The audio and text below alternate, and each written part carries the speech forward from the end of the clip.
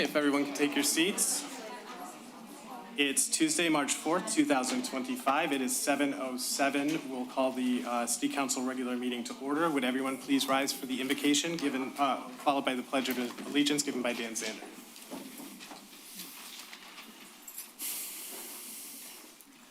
Most gracious God, we thank you for this wonderful location here in Eastpointe. We pray for our city council members, mayor, and the city council. Let this be through here tonight. Women's History Month, March 2025. Whereas the city of Eastpointe recognizes the month of March as Women's History Month, established in 1987 by Congress to celebrate the contributions American women have made to strengthen and lead the nation since its inception. Whereas Women's History Month honors women of every race, status, and ethnicity who have challenged the social and legal structures that have kept women's labor underappreciated and underrepresented throughout history to establish an equal role for women, ensuring the appreciation and value of equitable labor for future generations. And whereas American women have been leaders not only in securing their own rights of suffrage and equal opportunity, but also at the forefront of every major progressive social change movement in history, paving the way for future generations to enjoy the unalienable rights, duties, and responsibilities afforded equally to all citizens of the United States of America. And whereas each woman is extraordinary in her own way, proving that women working inside the home or outside in academia, science, technology, business, labor, governance, and more maintain a critical role in every sphere of society. Now, therefore, we, the City Council for the City of Eastpointe, do hereby recognize March as Women's History Month to honor women everywhere for their outstanding achievements and invaluable contributions to society. Proclaim this 4th day of March, 2025. Thank you. Please call the roll. Councilmember Baker. Here. Councilmember Curley. Yeah. Councilmember DeMonico. Here. Mayor Kleinfeld. Here. Councilmember Shadlick. Here. All right, approval of the agenda. Can I get a motion? So moved. Second. Please call the roll. Councilmember DeMonico. Yes. Councilmember Baker. Yes. Councilmember Curley. Yes. Mayor Kleinfeld. Yes. Councilmember Shadlick. Yes. All right, moving on to the hearing of the public. I see a lot of new faces, so everyone has 3 minutes to speak. The first hearing of the public is now open. Karen Moragian, Eastpointe resident. This is a fantastic sign. It says, expand the current location for Eastpointe Animal Control. More cost effective, cheaper to expand than building from the start. For dogs and cats' happiness and well-beings. Less stress on animals away from residential homes and other chaos, with enclosed private yard to be playful. Residents, easy access to pet pantry after hours. Ultimately, great life quality and welfare for animals at current location. I'll hold this up. Anyways, as you know, since the beginning of this year, every public comment period, I have been speaking about animals and what we can do, no matter how small the step, how small the effort, we can greatly improve the lives of the animals that we share this earth with. I want to acknowledge ACO Sanchez. Thank you for being here. Thank you for all your efforts. I see the Karens in the audience. Yes, welcome. Welcome, welcome, welcome. I apologize if we have any other animal welfare advocates that I don't know, I haven't addressed. If you're here, thank you for being here. Thank you for all the work you're doing for the animals. So whether we do it individually or whether we do it as a group, every small step counts because we need to be good stewards for the animals. The last meeting I spoke at, I said I was going to start and not wait until we got closer to Easter. Do not buy any bunnies, chicks, or ducks for Easter. They're not starter pets. They require a significant amount of care. They're very costly. You have got to know what you're doing. You've got to do your research. And with bunnies, just like cats and dogs, you take them for life. Chicks and ducks, they belong on farms, not in homes, not in somebody's backyard. We're falling short. We're just not doing enough for the animals, and they suffer greatly. They ask so little from us in return. I already addressed at the end of the previous meeting, good God, it's taken decades that the Michigan legislature is now starting to nail down and define adequate care under the anti-cruelty statute because there's so much abuse and so much neglect going on. I'm going to leave y'all with this. If you see any abuse and neglect, don't sit there and say, I feel sorry for the animal. Pick the damn phone up, call and report it. Thank you.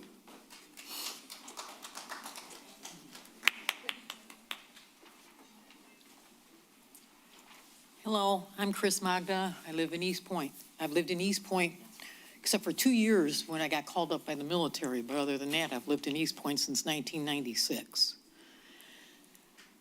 These last 6 years, I'll tell you, I've never seen so much craziness going on by my governors of my city than I have in all the years that I've lived here. Okay? First, it's all this 9-mile diet, road diet and all this. And then the sheets thing, which is to me just one-stop shopping for crooks. Okay, and now we're talking about recreational pot. That's another thing. Okay, you got so many children. The radius of this town is so small. You got children. You got people smoking pot, buying pot, smoking pot in the place, in the parking lot, driving out. Children are out on their bikes, whatever. You know, and you look at the perimeter of this, this town, where you're going to have this, where the schools are and everything else, okay? You're not thinking about the child's safety. You're not thinking about their growing years and everything else and the influences and everything like the negative influences, okay? I'm just totally opposed to it. I don't want to see it happen. I don't have children anymore, okay? I'm retired. I just retired last year, okay? And so, but my children did, I did have children when I first moved here, okay? So, I lived right across the street from the high school then on Cousins. And my driveway was the same driveway that, across the street from where the parents pick up their kids. And so I know, I've seen it and everything, and I support the children and everything like that, and their Christmas programs and marching bands and everything else and that they do and everything they try to do and all their sports activities and academics and all that and everything. I don't want to see it be hurt by this. It will be hurt by this, no doubt about it, okay? I don't know what you people are all thinking. Where's your mind? Things going on, you're just letting the city go to hell. You're letting it get dirty, you're letting it get filthy, you lower the standards for, these investors buy all these houses, they're not keeping up the properties, things are falling apart, empty houses and everything. I don't understand what it is, but obviously it shows that you don't care. You're getting your spot, you're moving up the ladder so you can go to what? You have 30 seconds. Okay, senator or whatever, and that, but you're not caring about what's happening here and the future of this place.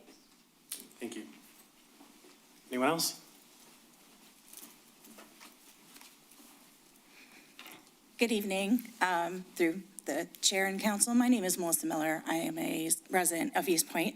I make the hour-long drive to my other job, which is Director of Animal Control of St. Clair County.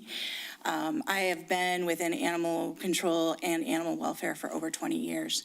And through that, I also was in national response. I have designed shelters in every possible building that you can conceive of, whether that was a gymnasium during Hurricane Sandy for emergency response, or whether that was a warehouse in 2018 during the campfire fires in California. I've served in Detroit, both under a police department and a health department, and in my current role underneath county administration.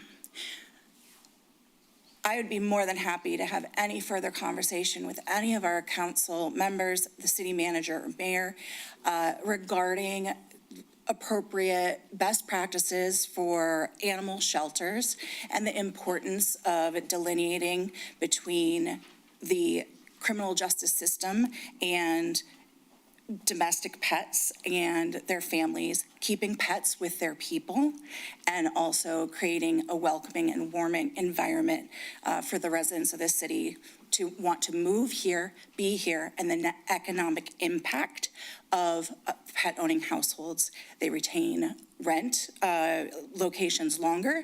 They contribute more to the economy. We just had Valentine's Day with over $17 million that was purchased just for pets alone from their owners. So there's a huge economic benefit of making sure that you have safe and humane communities. I look forward to speaking with all of you in the next couple weeks. Thank you.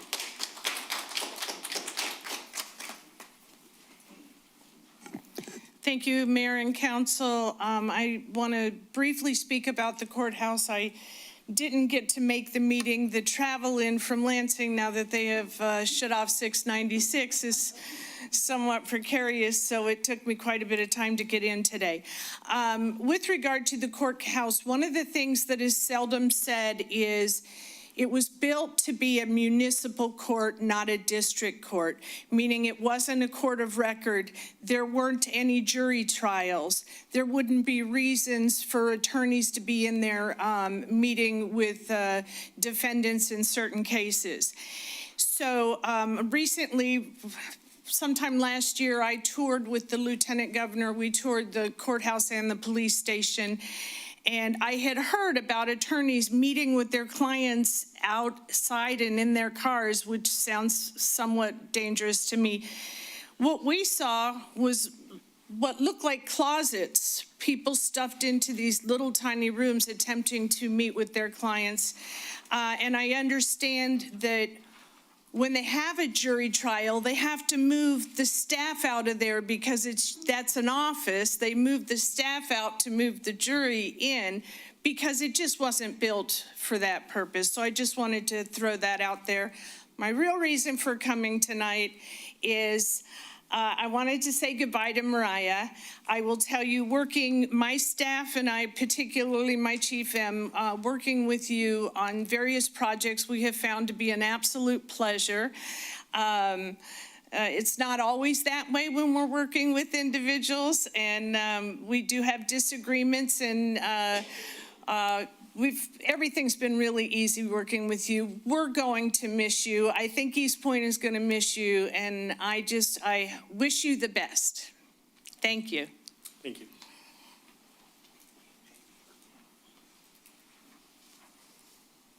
Hello. I've lived in Eastpointe on and off probably since 2004, owned one home that I have here since 2004, and I've just seen just horrible things with animal control, not taking care of situations, abusive situations. I've actually been animal control myself. I mean, I've called so many times on different people. I have a big heart for animals. I rescue, and it's not that I said I want to be a rescue person. I'm actually a realtor. And unfortunately, there are evil people in this world that mistreat animals, don't take care of animals, shouldn't own animals. I mean, I don't know how many dogs and cats you catch a day practically here, but she has to have the room and she has to have help. And I'm willing to volunteer. I have a full-time job, but I've just, they have to have air conditioning. They have to have, room. I've saved 27 cats. There's actually a deer that we saved here in Eastpointe, came off the train tracks. It was hilarious, though. The police were trying to catch it with a plastic fence, about 16 of them. And it had cleared a 8-foot fence. We were trying to get it out of here. Couldn't believe that a deer was here, but we have several animals. They come to my house. They follow me. I'm an animal person. So, I can only save so many, and it would be great if you had a facility that could not only house them, have air conditioning, have, the means and the staff, but to also have adoption, because a lot of times what happens is, there's not enough rescues to take them, and that's the problem I have. I can't foster, apparently, and I don't have, rescues to take them. They're all full. So with a facility like that, to have it where it's at, and then be able to have it staffed, to have adoption, there'd be many more animals that were able to live instead of being put down, euthanized, you know. I understand when you have to euthanize for a vicious, a dog that's been mistreated, it's probably vicious for that reason and bites or kills somebody or, a child or, we understand that. But when it's euthanized just because it's on hold, and it's not just here, it's every city, it's the county, and, at least they're holding people accountable now for abusing animals, legally, holding them accountable. More and more, at least. It hasn't been perfected, You have but 30 seconds. I do love that she has come to the city. She's like Sanchez, because she actually cares and tries for these animals and keeps up with, the reprimanding of and going to court for the people who are abusing. So that's what I'm here for. I appreciate you listening. Thank you. You have a great evening. Could you state your name for the record? Angelina Saputo. Thank you very much. Thank you.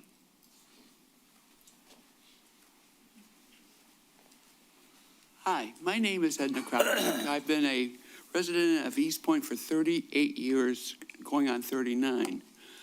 I own a rental home right next door to me, which I rent to my niece. Yesterday, I had an inspector come and do my bi-yearly inspection. How long should it take to inspect a 1,300 square foot house? That's a question. We can't answer your questions right now, Okay. but we can address them after. But so the young man got there at 9:47. I caught him because I live next door. So I had to tell him, wait for a second until I got my key in my coat, went back over, so that took a minute. We go in the house, he flicks on the hallway light. He looks in the living room, and I have plaster that's cracked. And I mean, it's cracked. It's been cracked for 70-something years. I've had 3 engineers to try and fix it. They can't do it. Turned around, he flicked the light switch, flicked it off. We walk into the hallway. He opens the one-bedroom door, not even all the way, so he doesn't know what the ceiling looks like, anything. The light goes on, the light goes off, he shuts the door. We walk down the hallway. He looks at the fire alarm, doesn't even see if it works, even though there's a green light on it. We go back into the bathroom. He flicks the light on, and this is where he got me for the soffit, which needs to be painted, fixed and painted. And then he tells me over the tub, which I don't live there, and I warned the renters, you gotta wipe the top of the tub. Otherwise you lose the paint. So he shuts that, he's picking on his phone. We go into the kitchen, flicks on the light, turns the dimmer, flicks it off. Then he gets a phone call. He takes a 30-second phone call. Then he walks out at 9:53. 2 hours later, I get it for the tub. He says, you have to have a certificate for your furnace and You your have 30 fireplace. seconds. I have a certificate. I always get it because I got caught one year not knowing that I had to have a certificate. I get it now. Do a furnace and a havoc thing. What the hell is that? It's ridiculous. I paid $200 for an inspection. If that isn't a money grab, if it's not a money grab, I don't know what it is. Thank you. Don't I have 30 seconds? No, that was 3 minutes. Thank you. It's ridiculous. It's a money grab.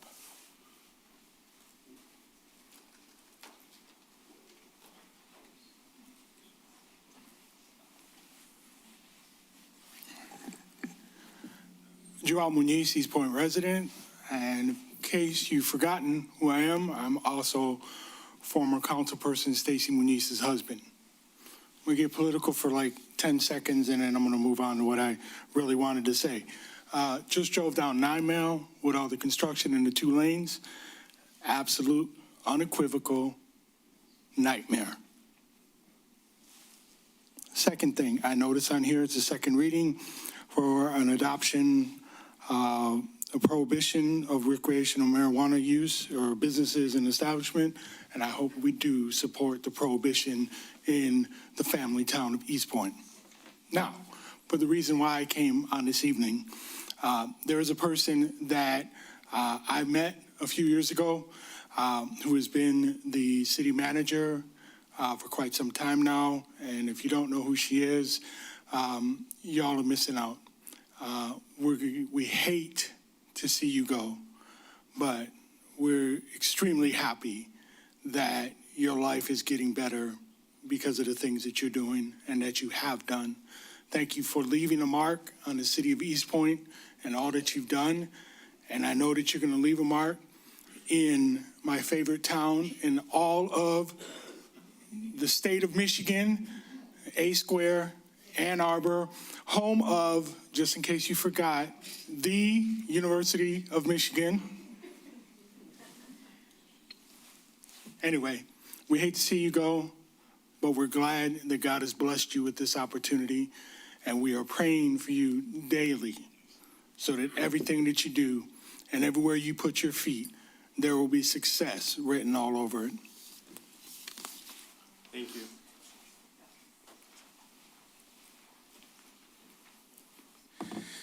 Good evening, Mayor and Council. My name is Israel Muniz, and I am an intern at both Youth Tank Detroit and Google Code Next. But first, I am an Eastpointe resident. Miss Walton, you have been a light to this city. You have handled it, every single challenge that has come your way, you have handled it not only with the position that you hold, but also with the voices of the residents. You have done so much, and I want to thank you for that. And there has never been a time, at least in my lifetime, that I've seen an article about you or any of the staff that you oversee have any bad lighting about you, any bad reports. It has always been good reports, even from those outside of our city. You have led the path for what a true city manager should be, how a city manager should lead. And that is something all should take note of on and apply to their own work. As someone who has seen many leaders abuse their power, you have never done that once during your time, and I thank you for that. That is all. Thank you. Amen.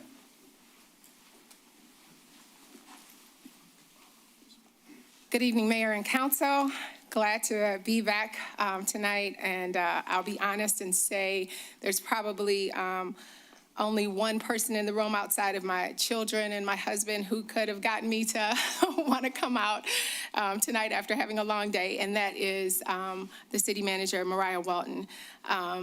Mariah, you have shown incredible leadership throughout your time here, both before your installment as city manager, but particularly during the time that you have served the city as city manager. Your level of leadership and the level of respect that your administration has for you is incredible. And it is something that has been striking to me from day one when I walked in and seen that you have colleagues who could be your parents or grandparents, but they have the utmost respect for your leadership and the way in which you choose to lead with excellence, choose to lead with integrity. It goes a long way. And I'm so grateful that not only the residents of Eastpointe, but especially our young people in Eastpointe, and especially my young people, have been able to watch your leadership and I not have to be afraid about what they're going to see. I want to let you know that I appreciate that. You've been an incredible role model for the next generation of BIPOCs and women, and I implore the city of Eastpointe to consider very seriously who your next candidate is going to be. You have huge shoes to fill, and you cannot lower the bar. You cannot lower the standard. The city of Eastpointe needs to grow from here, not go back from here. I want to congratulate Ann Arbor because they saw talent and excellence and they grabbed it up. And I'm really proud of them for doing that, even though I'm not too happy that they took her from us. To the city administration, I want to encourage you to continue to do the incredible work that you guys do behind the scenes and on the daily basis to make this city run effectively and efficiently. A great leader is only as good as the team that is behind her, and you guys have been phenomenal in following the leader. So I want to congratulate administration on doing a great job. Just keep doing it. No matter who comes in here, you guys keep that same level of integrity and excellence. Thank you. Thank you.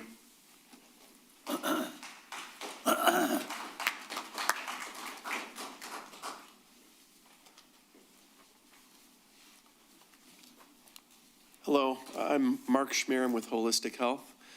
I just wanted to say nothing would please us more than to accommodate the proposed target completion date of December 1st. I can't speak for others or what the scope of their work is, but I know ours is pretty extraordinary. Our word means everything.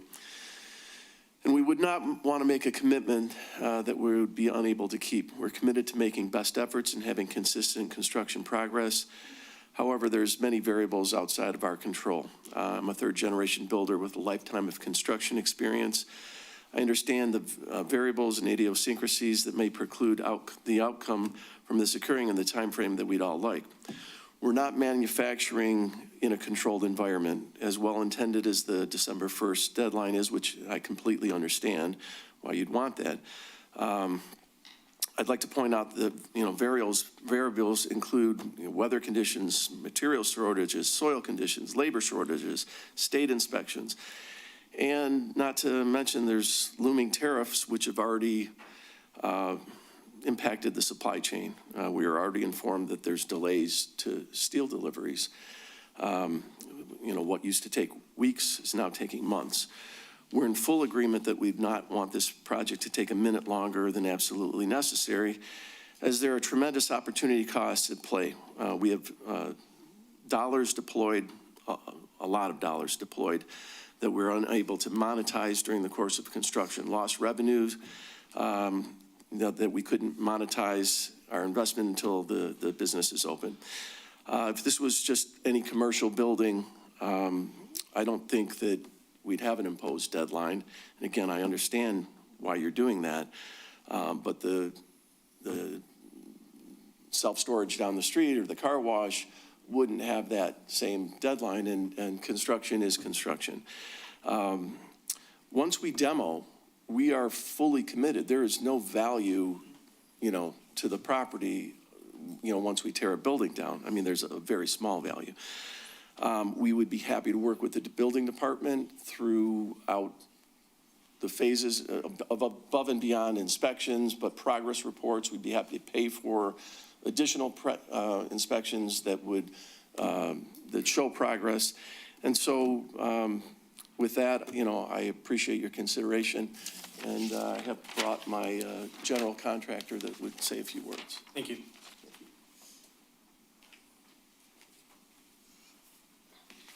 Good evening, everyone. My name is Jason Abraham with Meridian Construction. I'm speaking on behalf of Holistic Health.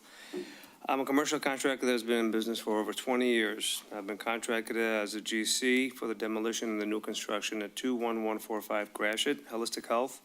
I provided a typical construction schedule that I would provide any property owner that was engaging our services for construction of a project of this magnitude. As you can see, typically I would give the owner a schedule of 1 year to complete. We always add a caveat with our contract that states we are not responsible for delays caused by, especially now, frost laws, weather, labor shortage, material shortage, and soil conditions, etc. My company does not advertise. We are word of mouth, and we have many repeat customers.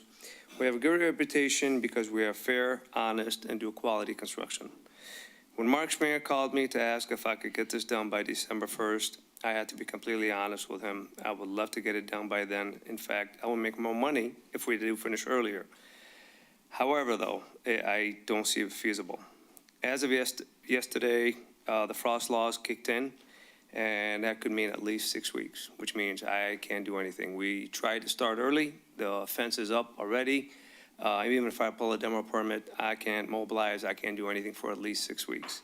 So that's really shortening our projected timeline. The threat of tariffs have already caused steel to be delayed by a couple of months. Steel can be pre-ordered. It can only get measured after the walls are erected and up, and they're field measured. I'm removing most of the existing footing, which when we demo the building, we never know what we're going to find. I've worked on these dispensary projects. There are many more complications other than projects between security and state inspections. Those state inspections can take more than a month. An arbitrary date of December 1st gives Holistic Health 9 months to complete, taking off a month or two for frost laws, at least another month or two for the steel, and a month of state inspections, not including any other potential delays. We're now down to 5 to 6 months to open. I would, in good conscience, tell the owner that I can complete the project in that fast. If we were just rehabbing an existing building, I think we might be close to it. However, we'll do our utmost best to proceed with the project and get it done as quickly as possible. That's all. Thank you. Thank you. Good evening, Council. Attorney David Rudoy, attorney for Holistic Health Wayne. First of all, I just want to say I think we at Holistic Health totally understand the goal of this change to the ordinance and the December 1st deadline, and understand what the city's gone through and wanting to see these stores open. I can tell you, nobody wants to be open more than my client. There are hundreds of thousands of dollars invested into the city of Eastpointe already, into this project already, without seeing anything come from it. They want to be open. But I don't believe that it's feasible or fair to have this strict deadline requirement of being completely open when there are factors outside of their control to getting there. We've been dealing with this all winter, that they can't start until the frost. And to ask them to gamble millions of more dollars to start this project, and based on things outside of their control, such as, pending tariffs and, issues with contractors, timelines and everything else. I know they're going to make every effort, but to ask them and have them be, potentially millions of dollars into this development, and then they can't get past, the state inspection or fully open by December 1st, I believe would be unfair. We've been with the city this whole time. We've been working, we've been meeting all of our deadlines. We've been working with the building department continuously. And so I would just beg of the city to consider a change to the language that still has the spirit of what you want, which is diligent, good faith, demonstrable effort. So I would ask for section 10277 subsection D, the section at issue here, if we could change the language or augment the language to something. My proposal would be provided that, and this is in paragraph 2 of that section, an existing permit or permit application approved by the committee established in Chapter 10, Article 10, Section 10266E to operate a provisioning center as defined in the MMFLA, when properly renewed, will be designated as a provisioning center / retailer permit, provided that the permit holder or approved permit application holder demonstrates good faith and demonstrable progress towards becoming legally open for business to the public on December 1st, 2025, which meets the spirit, 20 seconds. allows the city the chance to look at the progress that's made and see that there is diligent, good faith, full foot on the gas efforts, but it allows you to deny us if we're not making that, and just allow a little bit of leeway rather than this strict language deadline. Thank you very much. Thank you.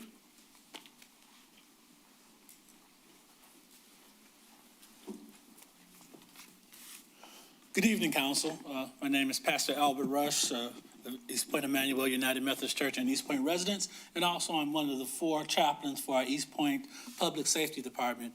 On behalf of our supervising chaplain, Reverend James Friedman, Marcellus, and Reverend Kevin Lancaster, I was asked to come and just make sure that I give our appreciation as chaplains here at Eastpointe for Mariah's leadership, what she has brought to this city.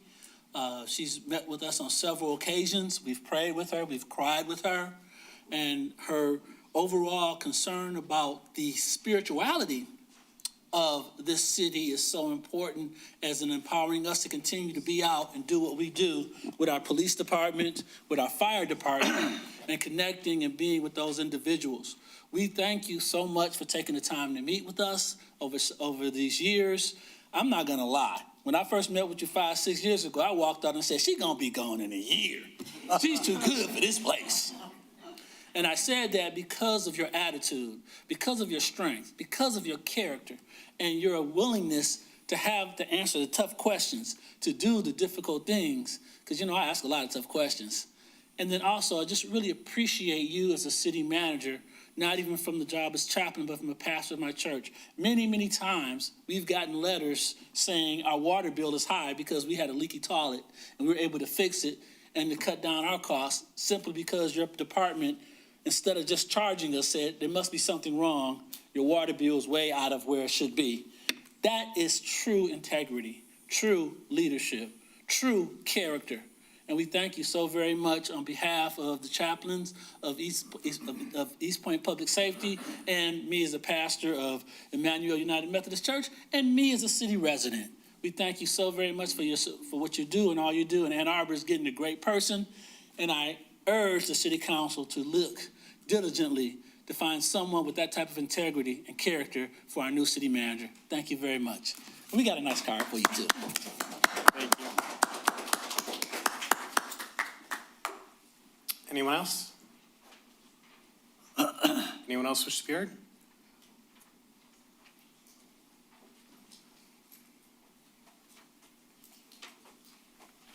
Hi, Jennifer Nicholas, Eastpointe resident. I just had a couple comments on, I know you're going to be looking at the parking on 9 Mile for a couple of our businesses here. And I just wanted to thank Councilman DeMonico for bringing this forward. I know that this will also, it's on the agenda for the Planning Commission.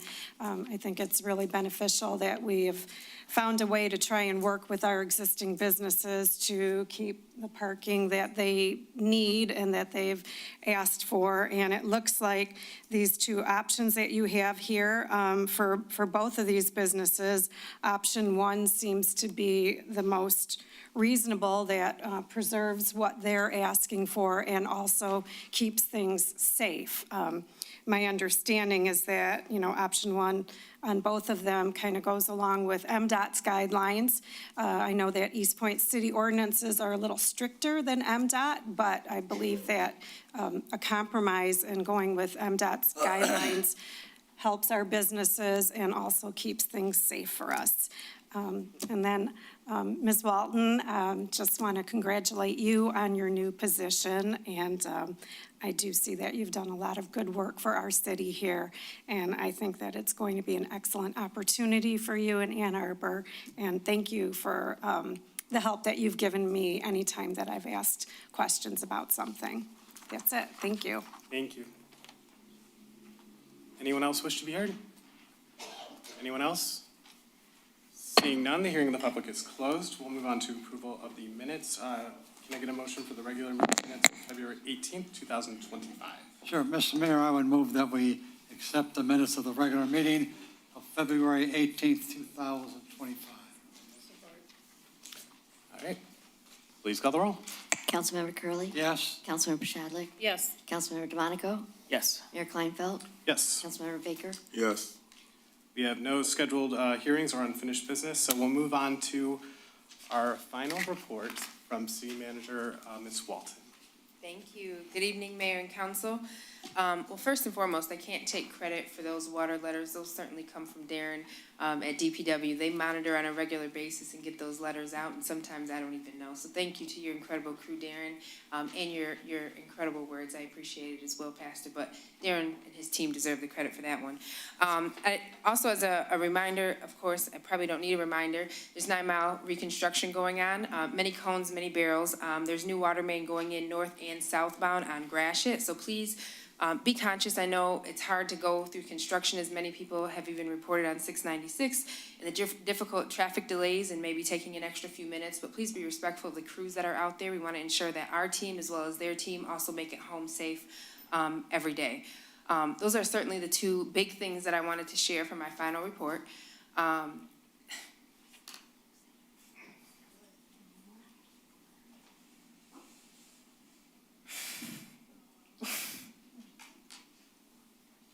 Said I was going to hold it together. I felt that way. I was so strong coming in, and then the Muniz family comes in, and it's hard. First, my incredible team. Many, it's not the end, will forever stay connected. So I really don't have much to say to you guys. I do hope that the rest of the staff that work here and serve in the city of Eastpointe have known from our interactions and during my service, my appreciation, my grace and respect for what they do and how they serve. It's a small community with a lot going on, and the staff here work incredibly hard. Our DPW is a very small crew. They do a lot of incredible work. Our PD, the runs that they see, the things that they experience are very tough. And on the outside looking in, you see some of the things that hit the news. And I've had not necessarily the honor of seeing some of the body cam footages, the very close calls that never make the news, the things that some of our officers may not be making it home. My appreciation for them, I hope, has been exemplified in my service and working alongside of them. And really importantly, I'd like to acknowledge Elke Doom, our interim city manager that's coming in, who's in the back of the room, which she loves that I'm highlighting her. Just for a little backstory, I ventured over for an interview for an HR position here in the city of Eastpointe. Ms. Elke Doom actually hired me into that position almost 5 years ago. Many don't know, but when I walked in on a Friday morning, there was a clerical error and I wasn't on the list to test. Though I received the notification, I drove 2.5 hours from Grand Rapids, Michigan, and was here first thing in the morning in a community that I had not been to yet or experienced. And also, Cardi, the website wasn't updated, so none of the information relevant to any updates was there. And before I knew it, so at that point, Ms. Elke Doom had actually just been appointed a month prior. And I had no idea, other than going through who she was or who the manager was. Nothing was updated for the city, and I'm glad we're in a different place now. Thank you, Juanita, in the back. Ms. Doom actually came out of the city manager's office. She introduced herself as Elke, didn't mention that she was the city manager, and had seen the interaction of, me saying that I had gotten the notification to test and I was here. I was, here at the right time, obviously. And she just said, "Oh, don't worry, you're here to test. Come on in. Let's get her everything that she needs so she can get in there and test." So as a civil service employee, I go in and take the test, and my next phase is to go to an oral board, and the phase after that is a final interview. And I received a call 2 weeks after COVID started that I was being offered the position in HR to join the city of Eastpointe.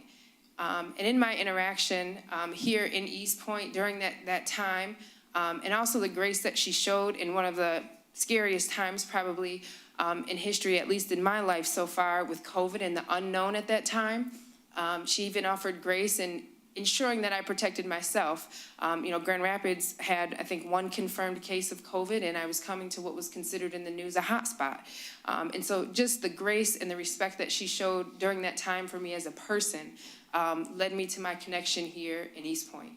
And I started my journey in April of 2020 here, serving under Ms. Doom's leadership, learning a lot from Ms. Doom, experiencing a lot, being shown a lot, being recommended and placed into leadership programs, and really, she turned into my mentor during that time. I was promoted with my promotion twin, Darren Palucci, to the assistant city manager, and had the opportunity to serve as her number 2, and really kind of go into depth in some of the tough problems that we've solved in Eastpointe and the projects that were coming on. And so I was honored to take over as Ms. Doom retired and serve in the city manager capacity in the last several years. Ms. Doom has continued to serve as my mentor.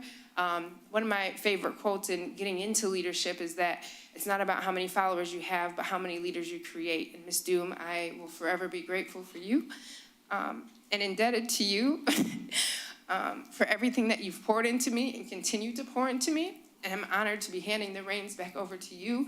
And I know of all people in this community, in this state, in this country, you will treat the staff incredibly well and be respectful for them and help the council in leading forward to find an incredible replacement for me. So thank you, Ms. Du. With that, Mayor and Council, I'll pass it back to you for any questions.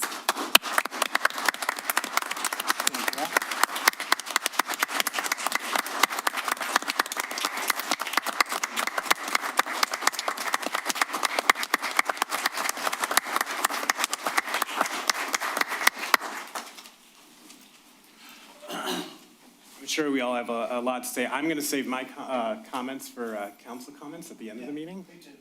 But does anyone have questions? Okay, we'll move on to our finance director, Mr. Blum. Yes, good evening, Mayor and Council. I sent out a copy of a Treasury notice related to the marijuana distribution. I just want to make sure you all saw that. Additionally, there was an email sent out with the City Council education expense for both fiscal year 24 final and fiscal year 25. No to-dos unless you want to talk about it. And as the only administrator with access to a mic,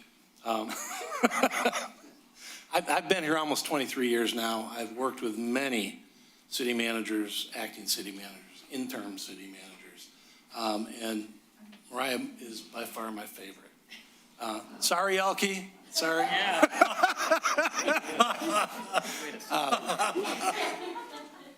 And in spite of our age difference, I have two sons older than her and one that's only a couple years younger. We have worked well together. We have agreed to disagree, but generally not Eastpointe related. And it's been a pleasure, and I'll express that on behalf of all the administrators, that we have enjoyed our time with you, and we are sad to see you go. Thank you. Mr. Albright. Thank you, Mayor, members of council. Council's in the receipt of a monthly status report. I'm happy to answer any questions that anyone may have. And with that being said, Mariah, on behalf of the City Attorney's Office, it has been a pleasure working with you. We've worked on a lot of projects behind the scenes together, and I've learned a lot from you, and I certainly wish you the best of luck in all your future endeavors. Thank you. All right, we'll move into new business. Item A, review of options for parallel parking and angled parking for Phase 2, reconstruction of 9 Mile Road. I guess, Mr. Kern, do you want to just briefly touch on it? Yep, I can do that. Thank you, Mayor and Council. So we have looked at the two, I guess you could say the two areas of concern with parking in Phase 2 of 9 Mile. I'll start with the easiest one, I think, first, the East Detroit Bakery. We provided two options with East Detroit Bakery in order to provide parking. Originally, we were looking at putting parallel currently there's angled parking there, and originally we were looking at changing that over to parallel parking. And in doing so, that would decrease the parking spaces there from 11 spaces down to 6, I believe it was. Yeah, 6 spaces. But we've also looked at maintaining the angled parking there, using 60-degree angled parking. By doing that, there would be 15 feet for a drive aisle between the parking spaces and the back of curb on the roadway.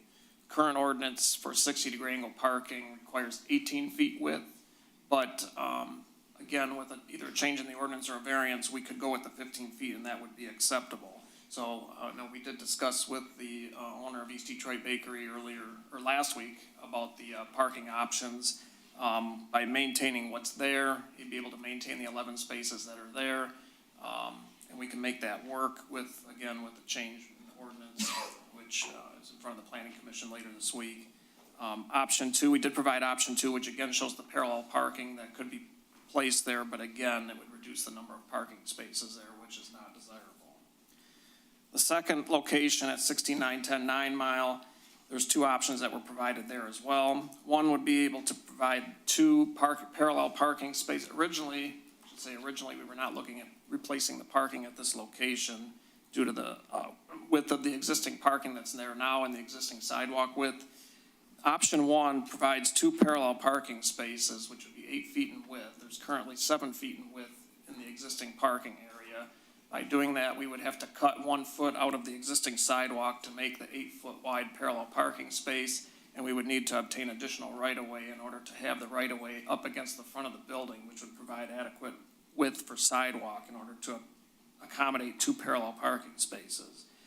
Option two was to install, as we talked like 2 meetings ago, to install a median island in the center of the road instead of having a center turn lane and basically having that median island 10 feet wide instead of the 11-foot wide center turn lane that would then reduce the width of the roadway by a foot to accommodate parallel parking across the entire frontage of that block between Rain and Cushing, which you'd be able to provide 5 parallel parking spaces, and you would not have to make any adjustments to the existing sidewalk.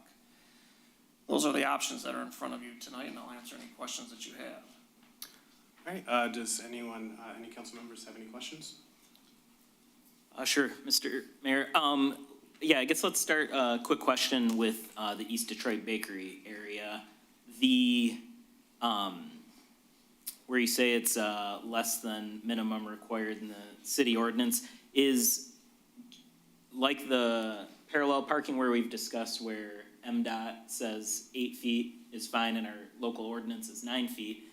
Is this the same situation, or do you think this is more of a variance where it would be a one-time thing, or should we potentially adjust our ordinance for this also? You could go either way on that one, but it could be a one-time thing by making it 15 foot in this instance, but it is acceptable for MDOT to have this as a 15-foot wide drive aisle.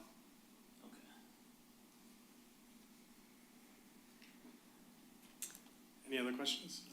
Just one that really applies to both Mr. Kern or administration. I don't know if you guys have thoughts about this, but do you see any safety concerns going with any of these options? So for instance, with the bakery, 60-degree angle parking, do you see any potential hazards with that? And then also with the other property, with the parallel parking, does it pose a hazard for people either getting in and out of their car right on 9 Mile, or do you see this as being safe? I'll start at the location east of Rain, an 8-foot wide parallel parking space is a standard. It's a standard width. That allows enough room to be able to open your vehicle door and get out. Obviously, there's some risk when you're parked on the street and you're on the driver's side. There's obviously risk getting out of your vehicle, and you got to pay attention to vehicles that are coming in front of you. But it does meet the requirement, MDOT's requirements and safety requirements for parallel parking. At the East Detroit Bakery, we have observed the traffic patterns there. We've talked with the owner of East Detroit Bakery as far as any incidents that have happened there in the past. There haven't been any accidents that have happened in the parking per se when people are backing out of those parking spaces. There is enough room for those vehicles to back out and be able to travel into the drive aisle outside of the parking area. I think the bigger concern was that there's been incidents where the vehicles are exiting the property out on a 9 Mile on the far easterly approach as they're exiting out. There's been some incidents there, but in the parking area itself, there has not been. Okay. And then there wouldn't be any concern with, as vehicles are backing out, like the rear end of the vehicle entering into 9 Mile as they're backing out? The way that's angled, that shouldn't be an issue, unless someone really comes out wide from the parking space, but the way those are angled, that shouldn't be an issue. Mr. Mayor, if it's proper, I'd like to make a motion. Sure. Let's start with the Detroit Bakery. The owner is here tonight. He's got to be awfully tired because he had to get there at 3 o'clock this morning to sell all those poochkies. So anyway, Mayor, I'll move that we approve option 1 for parking for the East Detroit Bakery. Is there support? I'll second that. All right. I just want to say thank you for, one, taking another look at the design, and then also actually going to the businesses and consulting with them. I appreciate that. So, any other questions from council? No, I would second that motion that we laid on him pretty good the last council meeting to say about the East Detroit Bakery, and but they did their job. They still looked at it and tested it and came up with a great solution. So, and I'll just say this: it's still the East Detroit Bakery. It's not Eastpointe. It's not halfway. It's not Aaron Township. It's not Orange, but he decided that he loves East Detroit so much that he kept East Detroit Bakery. And I understand they're going to be getting a new sign. And I was over there yesterday, and I said, well, don't change the name. He said, oh, Harvey, don't worry. We're not going to change the name. So thank you. All right, please call the roll. Councilmember Curley, Yes. Councilmember DeMonico, Yes. Mayor Kleinfeld, Yes. Councilmember Shadlick, Yes. Councilmember Baker. Yes. All right, regarding the other property, would anyone like to make a motion? I do have one question, and I don't know if this has to go in with the motion. Well, I guess I should wait, because depending on which option we go with, if it's the purchasing of the right-of-way, do we need to include, if it's that option, do we need to include that in the motion? Like, do we purchase it? I mean, just because I know there's costs with the city, do we purchase it for $1 and say, hey, this is what we're doing, or whatever? But that's assuming that that's the motion. I'm just asking, just a little preemptively, I guess, because it sounded like from our previous meeting that's kind of was the direction that council was going in. So your question is specifically about the purchase Yes. aspect of it? So I think for option one, I mean, the way this is worded is obtain. I don't know if it would come down to a purchase or not. If there was an agreement for a purchase, then I think we would approve that separately. I would agree with you on that. Okay, I just wanted to be sure.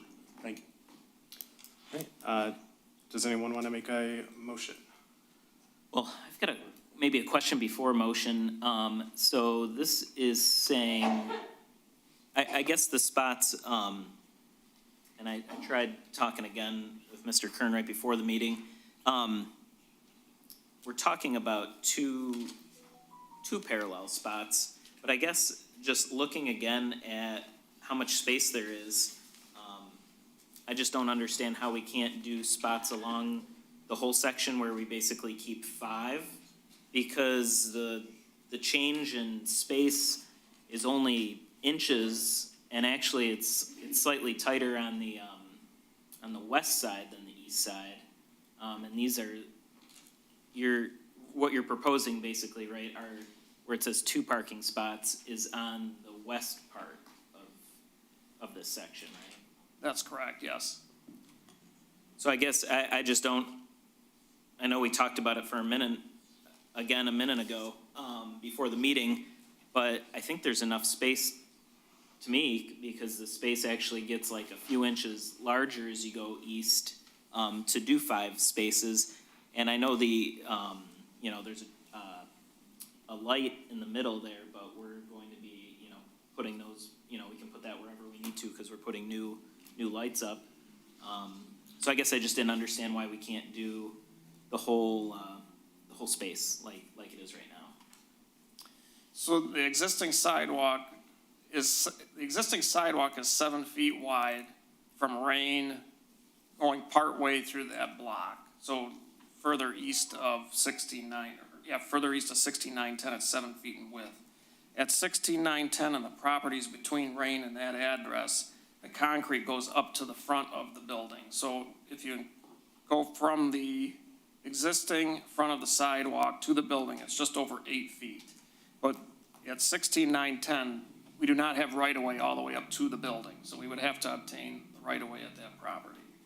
If you go further east, there is no concrete. The concrete does not go all the way up to the building, for one. The through sidewalk is 7 feet in width, which is the minimum you need to have for parallel parking. If you go further down to the east, down towards the residence, the sidewalk is only 5 feet wide. So we'd have to have additional sidewalk, and we don't have the right of way all the way up to the buildings for those properties either. So there is not enough room there currently there is not enough room to accommodate an 8-foot wide parallel parking space further east of 16910. I guess the part where it's like 5 feet where you're talking, that's even further east than where the current parallel parking is, so that, right? So we're not talking about that, but like, I guess just, I don't know, I'm just even looking, like if you just look down the sidewalk here, this looks to be the same the whole length. So like, I don't understand how it changes, right? Like by a foot, it's the same along all of the buildings. You know, we're only talking over here because, I mean, I know everyone can't see my picture on my computer, but I think it's the same amount of, well, I mean, it is the same amount of space because I've looked at tape measures too. So I just don't understand this extra foot that we're talking about that's causing an issue because the concrete does go up to the building. Though you're saying the concrete doesn't go up to the building. Yeah, east of 16910, it does not go all the way up to the building. There's a gap. What's that? The right of way on those properties goes down the middle of the sidewalk. Part of the sidewalk's not even in the right of way currently.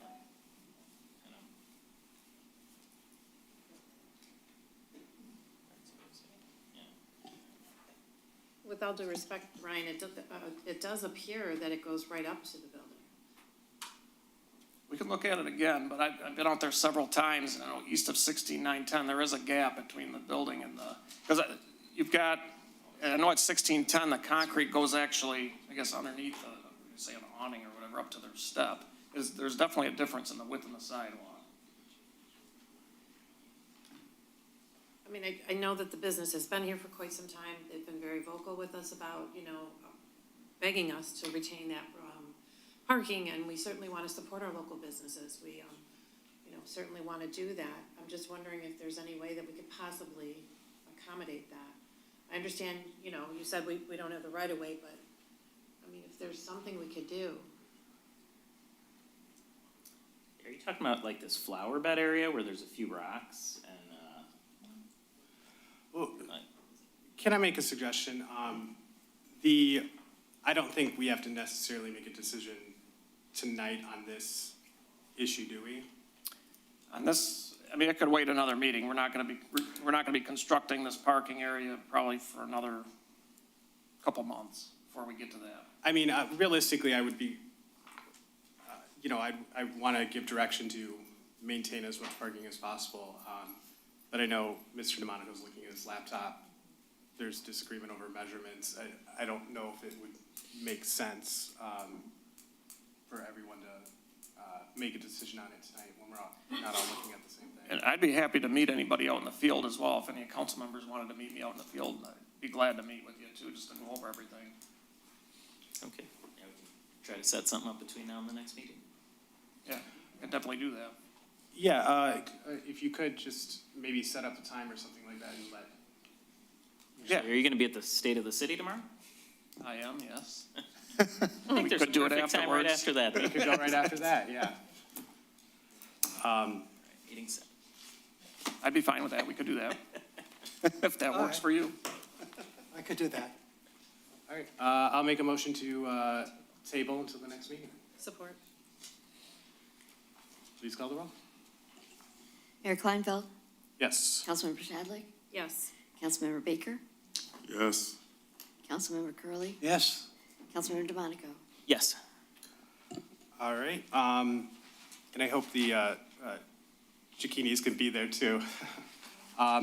Moving on to item B, second reading and adoption of ordinance number 25-1248, repeal chapter 12, article 12, prohibition of recreational marijuana business and establishments. Would anyone like to make a motion?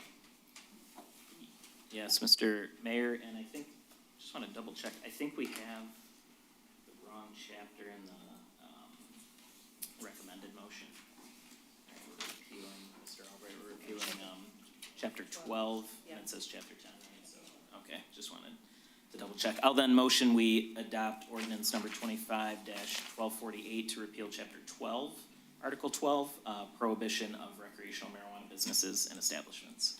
Support. All right, are there any questions? Please call the roll. Councilmember DeMonico?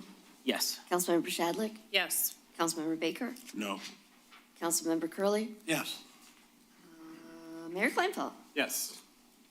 All right, item C, second reading and adoption of ordinance number 25-1247, amend chapter 10, create article 11, adult use of recreational marijuana establishments. Would anyone like to make a motion or open up with any discussion?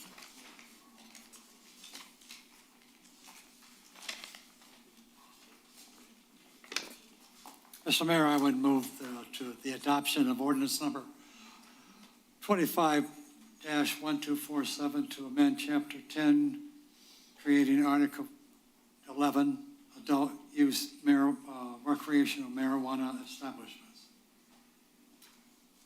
Is there a second? I'll second that then. Any discussion? I have a couple questions. First, I thought on the one, where we're adding the establishments can stay open, 10 PM, Monday through Wednesday, 11 PM Thursday through Sunday. I thought we said midnight.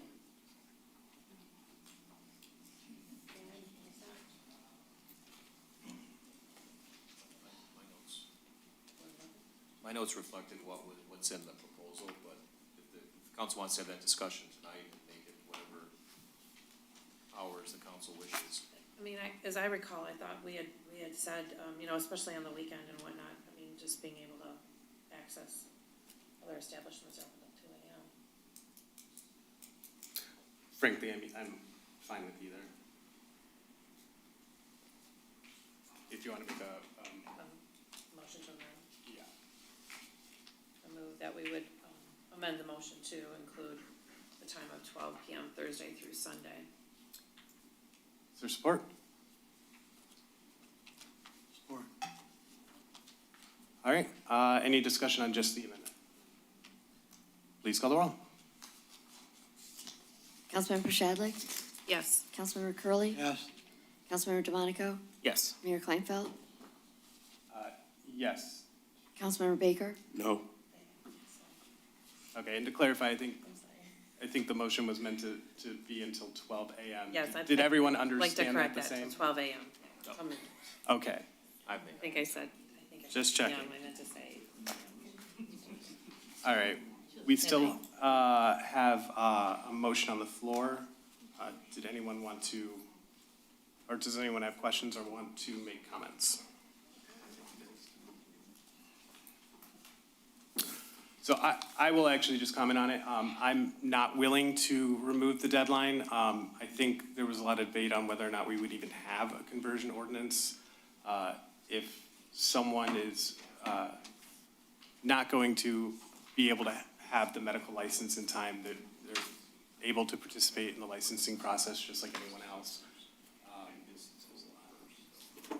I think there was a lot of mixed feelings on whether or not to even allow conversion. I was really against it in the beginning, so for me, I think a firm deadline is fair in this circumstance.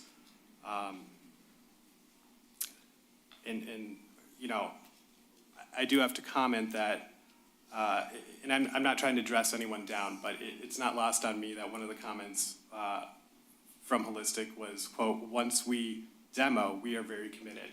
And that's my issue, is that there are other businesses that are very interested, but they're being there's not as many licenses up for grabs. And I know a lot of people from the Planning Commission felt like there wasn't a commitment from the 3 establishments at the level of commitment they expected.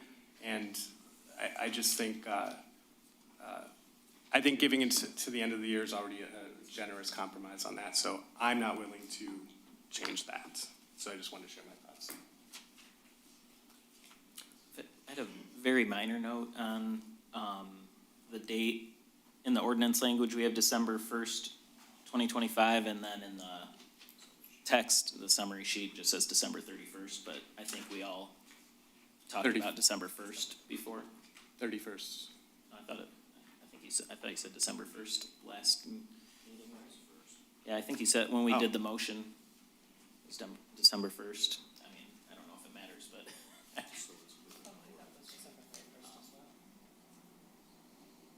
I recall saying 31st, but I mean, if everyone heard it different. I thought it was December 31st as well. Well, then how about, Mayor, only because in the text of the ordinance, of the proposed ordinance, it says December 1st, so I would just need to make that change to December 31st. yeah, just do another amendment? I'll amend it. I'll just, yeah, you got it. No, go ahead, it's fine. Yeah, I'll just motion we amend it to December 31st then in the ordinance instead of December 1st. Support. Please call the roll. Councilmember DeMonico? Yes. Councilmember Shadlick? Yes. Mayor Kleinfeld? Yes. Councilmember Baker? No. Councilmember Curley. Yes. Okay, thank you for catching that. All right, so we have the main motion. Any discussion on the main motion? Please call the roll.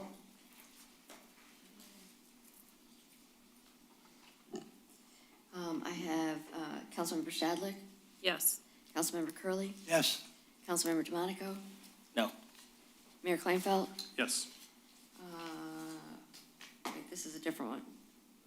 It was the amendment for the timing, so, yep, Harvey made the motion and Mike seconded. yep, thank you. Let me start over. Sure, go ahead. Thank you, Councilmember Curley. Yes. Mayor Kleinfeld? Yes. Councilmember DeMonico? No. Councilmember Shadlick? Yes. Councilmember Baker? No.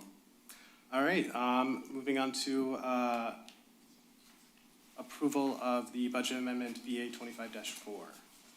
Would anyone like to make a motion? Mr. Mayor, I'll motion we approve budget amendment 25-04 as presented. Support. Any questions? Please call the roll. Councilmember DeMonico? Yes. Councilmember Shadlick? Yes. Councilmember Baker? Yes. Councilmember Curley? Yes. Mayor Kleinfeld? Yes. Item E, commitment of funds toward police court building construction. Would anyone like to make a motion? Yes, Mr. Mayor, I would move that we commit $2 million of fund balance from the general fund towards the cost of the new police and court building. A second. Any questions on that? Please call the roll. Councilmember Curley? Yes. Councilmember Baker? Yes. Councilmember DeMonico? Yes. Mayor Kleinfeld? Yes. Councilmember Shadlick? Yes. All right, item F, approve the purchase of leak detection equipment for the Department of Public Works.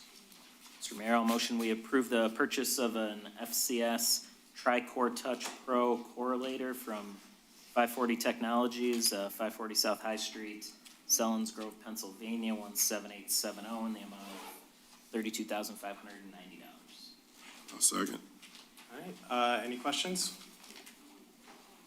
Please call the roll. Councilmember DeMonico? Yes. Councilmember Baker? Yes. Councilmember Curley? Yes. Mayor Kleinfeld? Yes. Councilmember Shadlick? Yes. All right, item G, approval of resolution number 25-1999, approve precinct boundary changes. Would anyone like to make a motion? Can we just talk about for just a second, because it'll of course affect everybody out here, and at least I know city admin has some reasons, and those are outlined in the summary sheet. I think it'll be a good idea to do this consolidation of precincts with the changes in election law. We've had, quite a bit of that between 2018 and 2022. So I think in terms of your tax dollars, this will be more efficient, but you're not going to lose any access to vote, or, I don't believe there's gonna be longer wait times because a lot more people are absentee voting, and this will make it easier. And I believe, there's no double precincts anymore also, so you don't have to know which number you are when you show up. If you've ever voted at a double precinct and you're like, shoot, am I 1 or 2? So that'll make it slightly easier too. And, we pay less, school buildings or churches to set up shop and do this. But yeah, that was, I guess, about all I wanted to say. So I think personally, I think it's a good idea for us to do this. And we'll be sending out cards and all that, so everyone knows their new precincts and all that. Any other comments? That was his motion. I'll second it. All right, I guess I'll reread it, yeah. Motion to approve resolution number 25-1999, amending the consolidation and geographical boundary changes to voting precincts, and further direct the city manager to have the boundaries detailed and submitted to the Michigan Bureau of Elections for final approval. Second. All right. Please call the roll. Councilmember DeMonico? Yes. Councilmember Baker? Yes. Mayor Kleinfeld? Yes. Councilmember Shadlick? Yes. Councilmember Curley. Yes. All right, item H, accept MDR grant for animal control microchip program. So moved as presented. Second. Please call the roll. Councilmember Baker? Yes. Councilmember DeMonico? Yes. Mayor Kleinfeld? Yes. Councilmember Shadlick? Yes. Councilmember Curley. Yes. All right, item I, I'm requesting approval of the appointment to the Arts and Cultural Diversity Commission for Janelle Fulton for a term to expire October 15, 2026. So moved. Second. All right. Please call the roll. Councilmember Baker? Yes. Councilmember DeMonico? Yes. Councilmember Shadlick? Yes. Councilmember Curley. Yes. Mayor Kleinfeld? Yes. Item J, approval of appointment to the DDA. Would anyone like to make a motion? Motion, we approve Deb Cunningham with a term to expire September 1, 2026 to the DDA. Second. Please call the roll. Councilmember DeMonico? Yes. Councilmember Baker? Yes. Councilmember Curley. Yes. Mayor Kleinfeld? Yes. Councilmember Shadlick? Yes. All right. Item K, I'm seeking approval for an appointment to the Beautification Commission for Chelsea Hand to expire October 15, 2025. So moved. Support. We're gonna have a full commission now. Yes. Please call the roll. Okay, Councilmember Shadlick? Yes. Councilmember Curley. Yes. Councilmember DeMonico? Yes. Mayor Kleinfeld? Yes. Councilmember Baker? Yes. All right. Payroll and bills. Anyone want to make a motion? I move that we pay the bills in the amount of $1,903,751.31. Second. All right. Are there any questions for the finance director? Please call the roll. Councilmember Baker? Yes. Councilmember DeMonico? Yes. Mayor Kleinfeld? Yes. Councilmember Shadlick? Yes. Councilmember Curley. Yes. All right. The second hearing of the public is now open. Would anyone wish to be heard?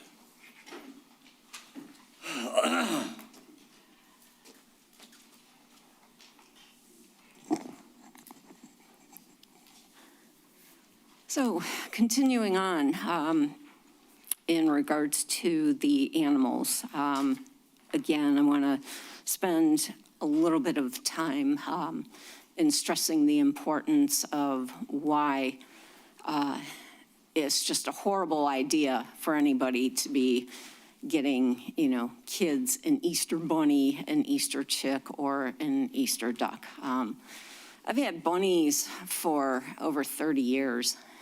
Man alive, they're a lot of work and a lot of money, and you have to be hyper vigilant when it comes to bunnies. I've got a 12-year-old and a 5-year-old, and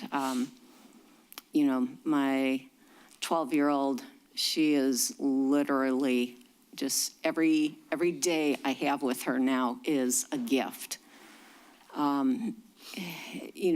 Things have definitely advanced in regards to the science and care of rabbits. With proper care and diet, they can easily live to 10 years. She's 12 now, so I'm not kidding when I say she is literally a gift. She's definitely having more issues. I found a chart. So 12 years for rabbits is akin to 87 in human years. You can't sit and wait and see if Bunny's going to be feeling better the next day because their digestive tract is so hypersensitive. You could wake up to a dead bunny. I mean, you have got to be on your toes at all times, watching everything. If they don't poop within 2 hours, you really need to be hauling butt to the vet or the emergency vet. And a lot of people just fail to do their homework, and rabbits are the third most abandoned / surrendered pet in shelters, if they even make it to that. A lot of people are just so damn stupid in setting them loose in parks. It's like you're basically signing their death warrant. So again, it's like, thankfully, the shelters and rescues, they will not do any adoptions during Easter. So I'm just wanting to get the message out there. Do not even think about getting any bunnies, chicks, or ducks for the kids for Easter. They're a lifetime commitment, and they're a ridiculous amount of money. Thank you. Thank you.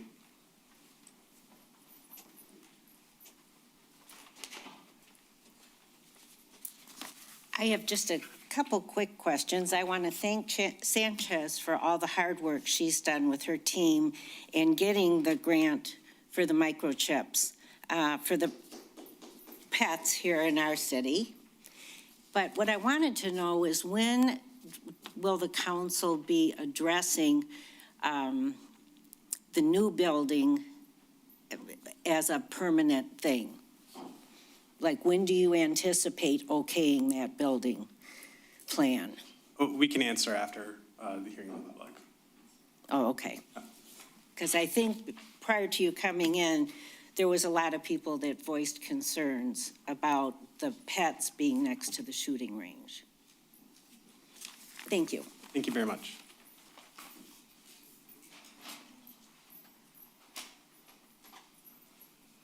I just wanted to introduce myself and thank the council and the mayor for the acceptance of me on the DDA. I am Deborah Cunningham.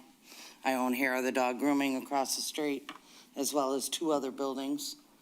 And my husband grew up in Eastpointe, graduated in 1979. I myself grew up in Roseville, but I do look forward to giving back to the community and, just being part of the DDA. Okay, thank you. Thank you very much. Anyone else? All right, seeing none, the hearing of the public is closed. We'll move on to mayor and council reports. Would anyone like to go first? I'll go first. All right. First of all, I'm going to talk about her at the end because I won't make it. I just want to talk about my 2, I guess you call them feral cats. 2 years ago in the fall, we were sitting on the porch and up jumps this young cat. And we said we probably should feed her. And we did. And the next day she came with a friend. So we said, it's going to get cold and it's going to be a lot of snow. They're going to die. So we took both of them to the vet, fixed them up, gave them the proper shots and everything. And now I'm going to tell you that they are a trip. They're fantastic. One named Jack, well, as soon as I sit down, he wants to climb up on my lap. But you know what? Now, get this. Take off my glasses. Get this. He doesn't come and sit on my lap. He gets up here. Anybody, raise your hand if you're a cat. He gets here. He wraps himself around my neck, and he falls asleep. And when I'm getting ready to go to bed, I'll say, Jack, come on, put him on the floor. But so if you ever have the means to do that, try it out. It's great. We just have a ball. Okay. Mariah, you can be replaced. But you're irreplaceable. You're irreplaceable.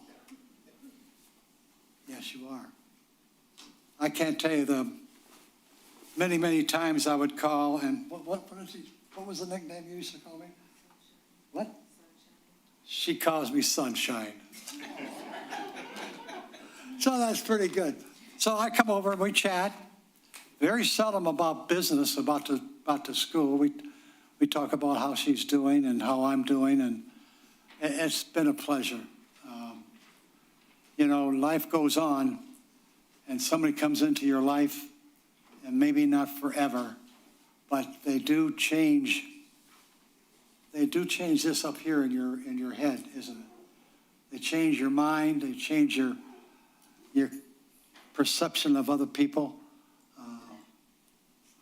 Never once did I hear her talk negative about anything, actually. So I'm going to miss you a lot. I'll have to ask the person that's going to be taking your place for a while if she's going to have any chocolate in her room. Oh, she's shaking her head yes. So people, feel honored that you were here tonight to say goodbye to you. We love you. And I will.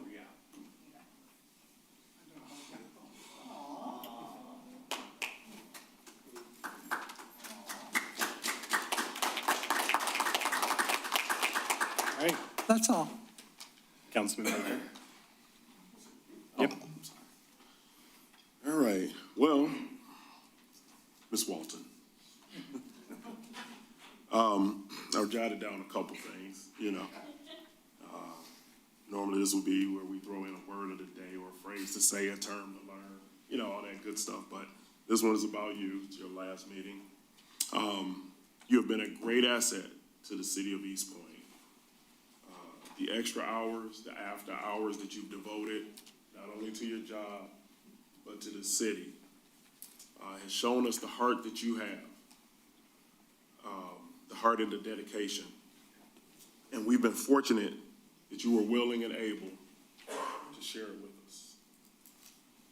You have greatly benefited our city in ways that we cannot measure. You have the ability to positively change any place that you go. And I am confident that you will do nothing less. It has been a pleasure working with you. Your presence, your professionalism, your personable nature will truly be missed. May God bless you wherever you go, and may he bless anything that your hand touches, any things that your hand touches. Thank you. Councilman DeMonica. Thanks, Mr. Mayor.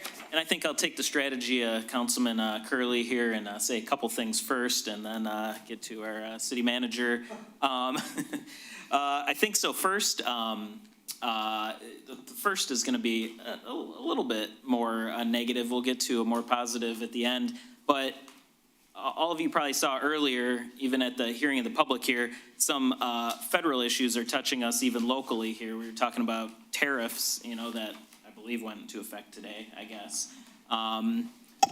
Could affect some projects in Eastpointe, right? So I'm just, there's so much to be that I'm upset about going on at the federal level. But I think that the biggest one is, I think, to me, at least right now, I mean, this feels like it changes daily with so much just craziness going on. Government should be bringing more like normalcy to everyone's life, not crazy headlines every day. But just between the Oval Office meeting with President Zelensky and President Trump and our vice president, and now talking about standing down on cybersecurity with Russia, it seems like we have flip-flopped here. We are now on Russia's side instead of Ukraine. I hope everyone here can, you know, speak to their federal representatives, our two senators, our representative in the Congress, and express your displeasure. Displeasure is the nice way of putting it, I think. But, you know, obviously issues at the federal level will affect us locally. You know, usually it generally takes longer because we deal with like picking up the garbage, which everyone here will notice pretty quickly. Or, you know, if we dig up a road, we hear about that also. So just wanted to bring that up. And then I guess to more positive note now. I guess first, goodbye, Mariah, and good luck in Ann Arbor.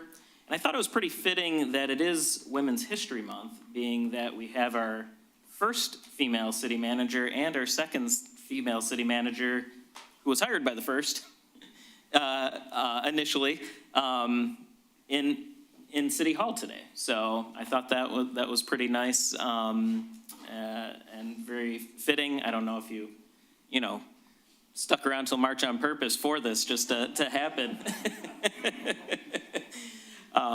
But yeah, thank you for, everything you've done for the city.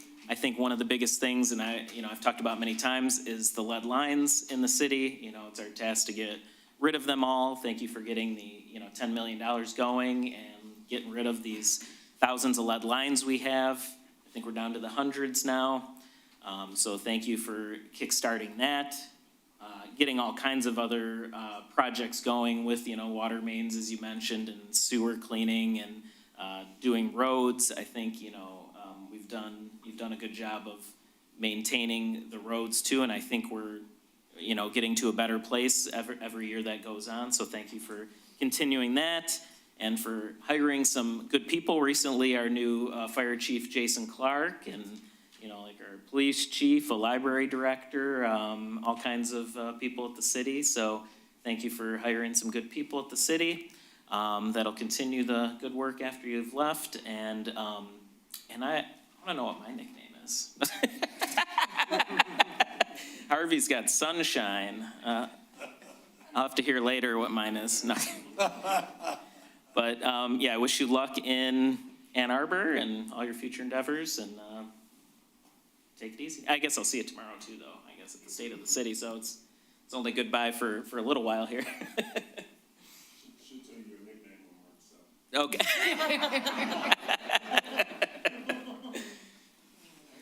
Councilman Chapman. First of all, I'd like to thank everyone who came out to hear about our court, police, animal control buildings. I want to thank everyone who came out and spoke at the hearing of the public. It's always good to hear from the public, and we do appreciate hearing those comments from everyone. So I want to thank everyone for their input, as well as the judge, the magistrate, and police chief, as well as AEW for presenting today. That was very informative at the town hall, and I think it was a beneficial thing for the community to see. I'd also like to welcome our, I would also like to welcome Janelle, Deb, and Chelsea to our commissions. Thank you for introducing yourself, and we appreciate you dedicating your time to our community, and we look forward to working with you and everyone else. I know Janelle very well. She's been an asset to ACDC, so I'm looking forward to seeing her again on our commission. And lastly, Mariah, we are going to miss you immensely. You have been such an important part of our community. You've been very involved in our community. It's so nice to see you at everything. You're very active, and we're going to miss you. We really are going to miss you. It's a huge loss to our community. Definitely a gain to Ann Arbor, but we're definitely going to miss you here in our community. I definitely appreciate your friendship and your guidance and explanations whenever we had any questions or anything. You were always very, very open. Your door was very open for us. So I'd also like to mention that I'm going to miss your daughter even more. I'm hoping maybe you can come to a few events just to see us. So. Great, thank you. First, I will start off by saying thank you to everyone who presented at our 6 o'clock town hall. I think it was very informative, and I appreciate everyone who came out. I think we got some really valuable feedback that we will be discussing next time we have a discussion. We don't have a scheduled date next for when we will discuss the building, but it will be posted publicly, and it'll be noticed on our website before we have that discussion. To Ms. Doom, welcome. And after kind of listening to Mariah's rendition of how she found herself where she is today, so you did it once, you have to do it again.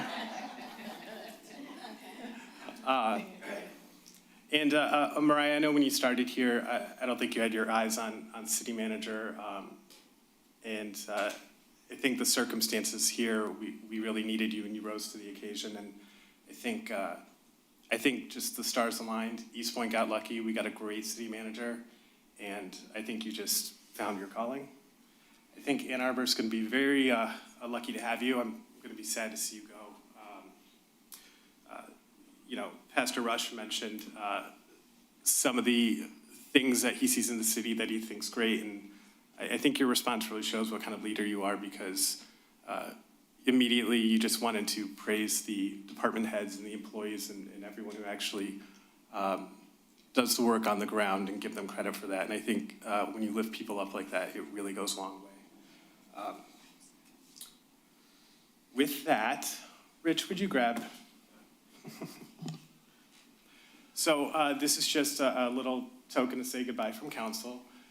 We hid it over there, but I saw you leaning over it earlier. Let's stand up.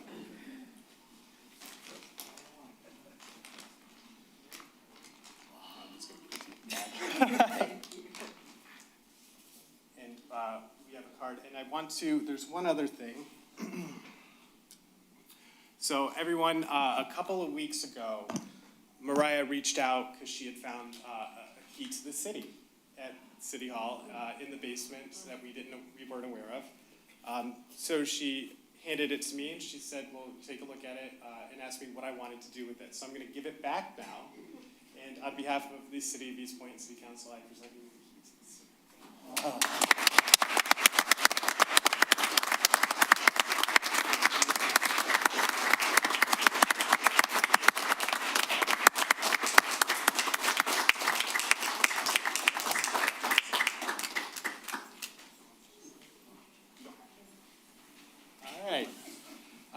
Motion to. So moved.